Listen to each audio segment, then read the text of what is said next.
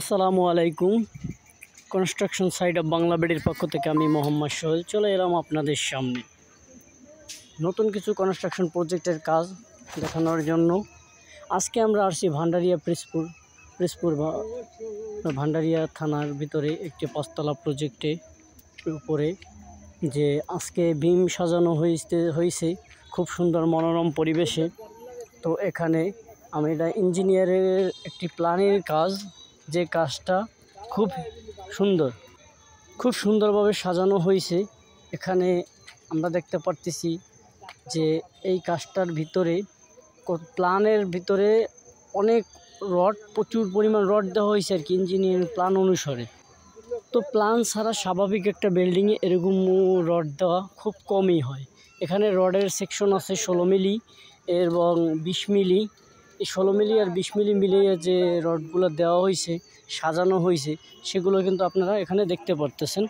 Common একটা ছাদ কিন্তু একটু সম্পূর্ণ ভীমের উপরে এবং কলমের উপরে নির্ভর করে। তো ভীম এবং কলমে যদি জোর না থাকে তাহলে ছাদটা নির্ভর কিন্তু ওর উপরে কোনো কায়দায় কোনো মাপই থাকতে চায় না। তাই ভীমটা জোরালো করতে হবে এবং ভীম জোরালো করার পরে এই ছাদটা, এখানে কিন্তু রডগুলো সুন্দর মতো দেওয়া হয়েছে। এখানে কিন্তু ডাবল জালির রডগুলো আছে, যে আপনারা দেখতে পারতেছেন। এটা কিন্তু এই যে দেখতে পারতেছেন, এটা কিন্তু 20 mm রড। এটা 20 mm রড দিয়ে মনে করেন যে এই 20 mm রড দিয়ে ভীম দেওয়া হয়েছে, যে কারণে ওভারলোডগুলা এই ভীমে টানবে আপনাদের। তাই আর এগুলো কিন্তু এক্সট্রা টপ, এগুলো কিন্তু এই টপের মাথাগুলোই, যেমন একটা রুমের ভিতরে যদি আপনার 10 ফিট হাইয়েস্ট থাকে স্পেস থেকে, তার ভিতরে মনে করেন 2.5 ফুট এই কলম থেকে এই এক্সট্রা টপটা, এখানে এই যে 20 এক্সট্রা টপ রড দেওয়া আছে। একটা রুম যদি 5 ফিট থাকে, 10 ফিট থাকে, তার ভিতরে 5 ফিট হইলো যে দুই সাইডে কলম থেকে যে রড আসে, এই রডটা হলো যে স্পেসটা অলরেডি ধরে রাখে এই কলমের সাথে এই টপ রডে। এখান থেকে 5 ফিট আবার গ্যাপ আছে। এই 5 ফিট গ্যাপ আপনারা দেখতে পাচ্ছেন, এখানে 5 ফিট গ্যাপ কিন্তু অলরেডি এখানে আছে। তারপরে কিন্তু আবার ওই যে বাইরের যে কলম, ওই কলমের ভিতরে কিন্তু আবার এক্সট্রা টপ রড ধরানো আছে, যেটা আপনারা দেখতে পারতেছেন। তার মানে এখানে 5 ফিট, এখানে 5 ফিট গ্যাপ আছে ভিতরে।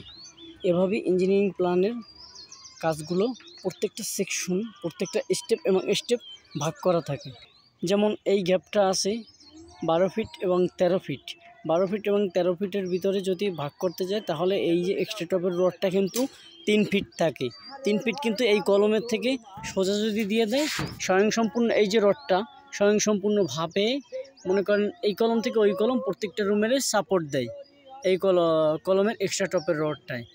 অনেকে প্রশ্ন করে যে ভাই এক্সট্রা টপ বলতে কি বোঝায়, এক্সট্রা টপ কি, এক্সট্রা টপ দেওয়া হয় কেন? এক্সট্রা টপের উপকারিতা হলো এবং এগুলো এই যে কলম থেকে এদিকে যে উইতে যেটা আছে, সেটাই কিন্তু প্রত্যেকটাই কিন্তু স্টেপ বাই স্টেপ এক্সট্রা টপের রড দেওয়া আছে, আপনারা এখানে দেখতে পারতেছেন। আমরা কিন্তু এভাবে রডের কাজগুলো আপনাদের স্বয়ংসম্পূর্ণভাবে দেখাচ্ছি। কলমের থেকে এই কলম আছে অন্তত 12 থেকে 13 ফুট, এর মাঝখানে কিন্তু কোনো কলম নাই।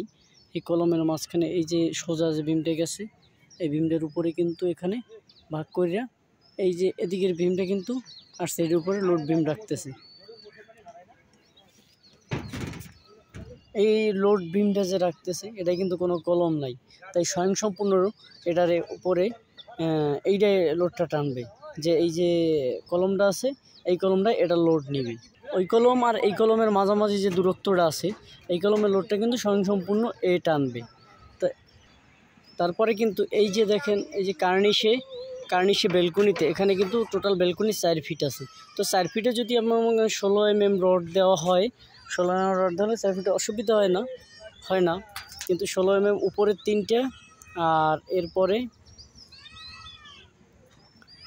ব্যালকনি হবে। ব্যালকনির ভিতরে সাইড 3টে করে ওই রড দেওয়া হচ্ছে 16 মিলি এবং 12 মিলি রড দিয়ে কিন্তু এতে এক্সট্রা টপ দিতে হবে। এটা ইঞ্জিনিয়ার স্বয়ংসম্পূর্ণভাবে প্ল্যানের কাগজে বলে দিয়েছে। এই যে আরও আছে এই সাইডে 2টা ব্যালকনি। তার মানে কিন্তু এই স্বয়ংসম্পূর্ণ এক কথায় যে প্ল্যানের কাজটা হচ্ছে, এটা কিন্তু অনেক সুন্দর হচ্ছে।